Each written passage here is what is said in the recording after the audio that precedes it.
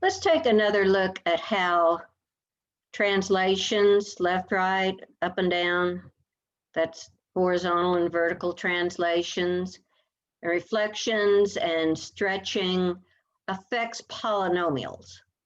Let's look at the graph of y equals x squared. So here we have the graph of y equals x squared. What happens if we change that to y equals a negative x squared? This is reflected over the x-axis, right?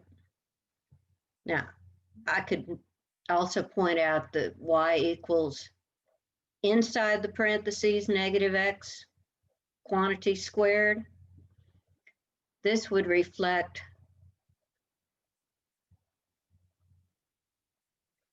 over the y-axis. This would be a horizontal reflection this way. However, if I take this graph and I flip it around,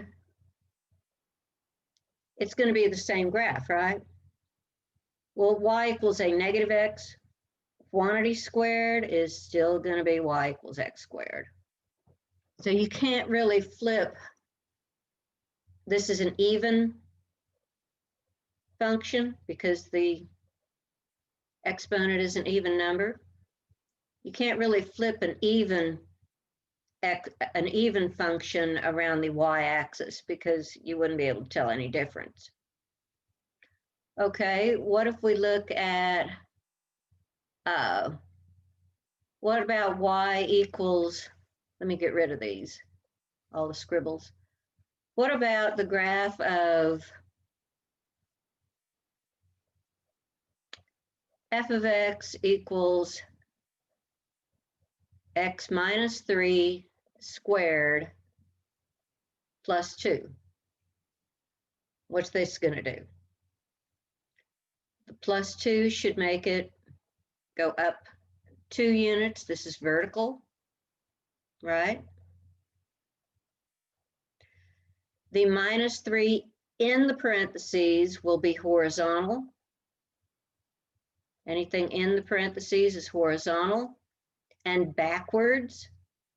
So where you might think a negative 3 is going to go 3 to the left, it's actually going to go 3 to the right.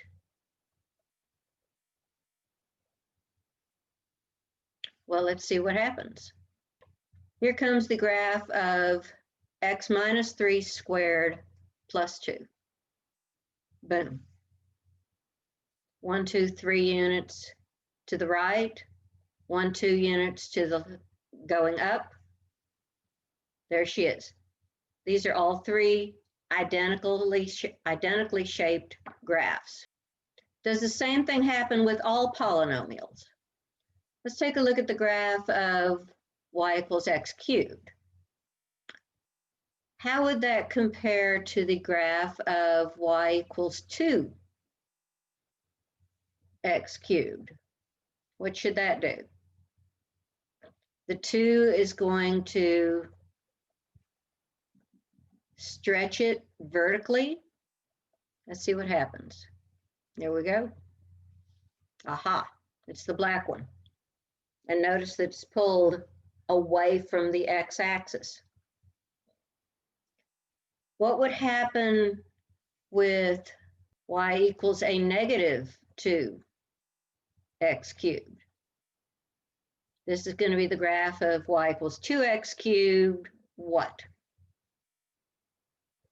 Reflected across the x-axis or reflected vertically this way. Now you could look at this as potentially being a reflection around either the x-axis going this way, or what if it's the y-axis going this way? Is there any difference in y equals 2 times negative x cubed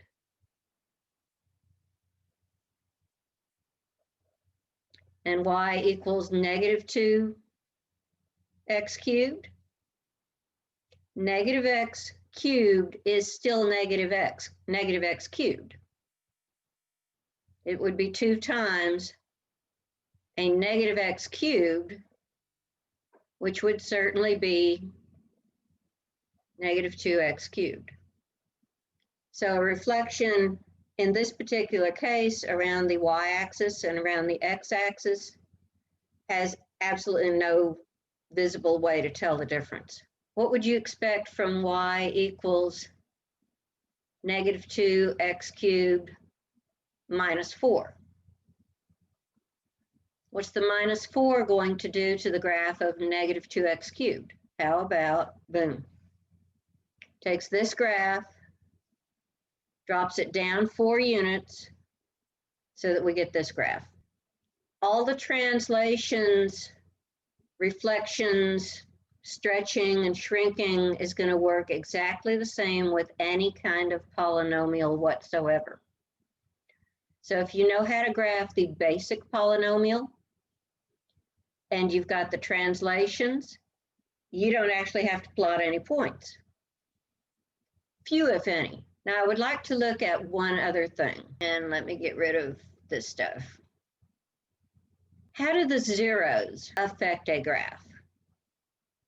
If we looked at the graph of x minus 1 times x plus 2 times x plus 1, the zeros from this one will be a positive 1. From here, we're going to get a negative 2. And here, we're going to get a negative 1, correct? The zeros are the x values that make y 0. And if it's in factored form and you set a factor equal to 0, you will get a 0. Looks like this. And to multiply this out, you take any 2 at a time. So if I take x minus 1 times x plus 2 times x plus 1. If I maybe multiply the first 2 out first. When I FOIL this, I'm going to get x squared plus 2 minus 1 would be a plus 1. So x squared plus x minus 2. When I multiply this out, I'm going to get x cubed plus x squared plus another x squared here plus x minus 2x minus 2. So x cubed plus 2x squared minus x minus 2. In any case, I'm going to have an x cubed graph. The x cubed is what gives me a shape like this. This is called the end behavior. This is controlled by the leading or dominating term.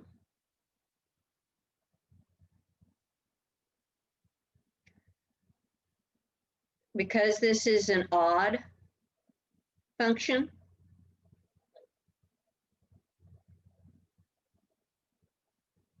because the main exponent is an odd exponent, it's going to go in opposite directions, one up to positive infinity, one down to negative infinity.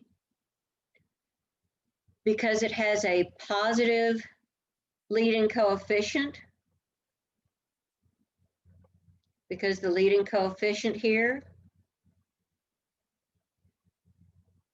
is just a positive 1, then as your x gets larger, your y's will get larger. So since we know these are going to go in opposite directions, then it follows that as x gets negative, the y will get negative. And we're going to do some more of those.